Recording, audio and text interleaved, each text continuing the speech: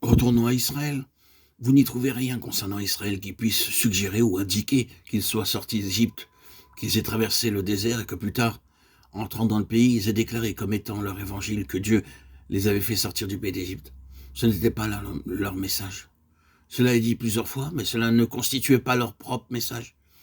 Ils ne le proclamaient pas, ils pouvaient seulement dire « Nous avons été délivrés de l'Égypte, nous sommes sortis ». Cependant, Dieu voulait leur donner la vision lorsqu'il les a fait sortir.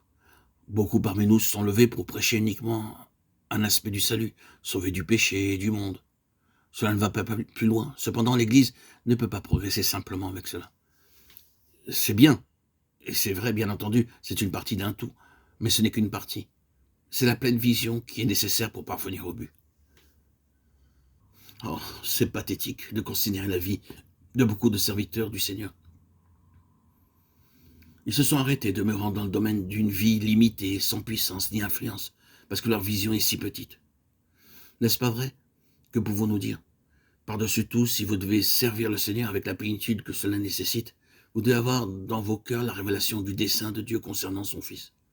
Vous devez être en mesure de pouvoir dire que Dieu a révélé son Fils en vous, ce qui implique d'avoir vu non seulement votre propre délivrance à l'égard du péché, mais aussi le dessein de Dieu à l'égard de son Fils, ce qui est le but pour lequel vous êtes sauvés. Cette grande et merveilleuse réalité dans toute sa plénitude. Vous faites corps avec cela. C'est la base du service et de la vocation, et ces véritables apôtres ont dû patienter jusqu'à ce qu'ils reçoivent la pleine lumière. Le resplendissement de la signification du Christ ressuscité et élevé, la vision du Christ glorifié avec tout ce que cela signifie dans le dessein éternel de Dieu. Alors ils sont allés, nous remarquons que leur message, ce n'était pas l'évangile de Dieu concernant un salut personnel, mais l'évangile de Dieu concernant son Fils, Jésus-Christ. Ils avaient vu, non point le Jésus historique, mais le Christ de Dieu glorifié. Et ils ne l'avaient pas uniquement vu comme un fait objectif, mais la vision de tout ce qu'il signifiait véritablement les avait saisis. Quel changement cela représentait par rapport au passé, lorsqu'ils associaient toujours la venue du Messie, avec l'établissement d'un royaume temporel sur la terre, avec eux-mêmes assis à sa droite et à sa gauche. Ils auraient été des notables sur cette terre, et ils auraient enfin pu chasser les Romains de leur pays. C'est cette chose terrestre qui était leur seule vision, livrant un combat avec de véritables âmes, se soulevant contre l'usurpateur de leur pays. Mais oh, quel changement quand ils ont vu son royaume. Désormais, ce qu'ils avaient saisi mentalement s'est manifesté. Ils n'avaient plus besoin d'y penser et d'imaginer plus longtemps.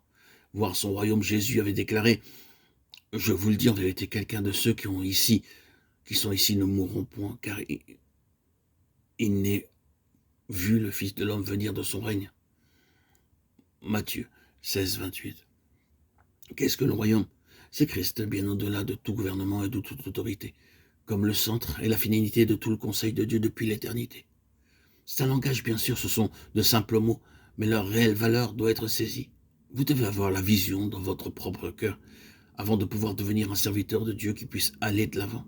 Et vous devez avoir une vision grandissante afin de parvenir au terme. Retournons à Osée.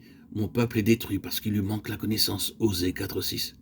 Un peu plus loin, il est dit, connaissons, cherchons à connaître l'Éternel. Osée 6.3. C'est par une vision croissante, progressive, que nous sommes introduits dans la pleine finalité de Dieu. Ne nous contentons pas de 2 ou de 3 faits concernant Christ et le salut, mais que les yeux de nos cœurs soient illuminés pour le voir lui.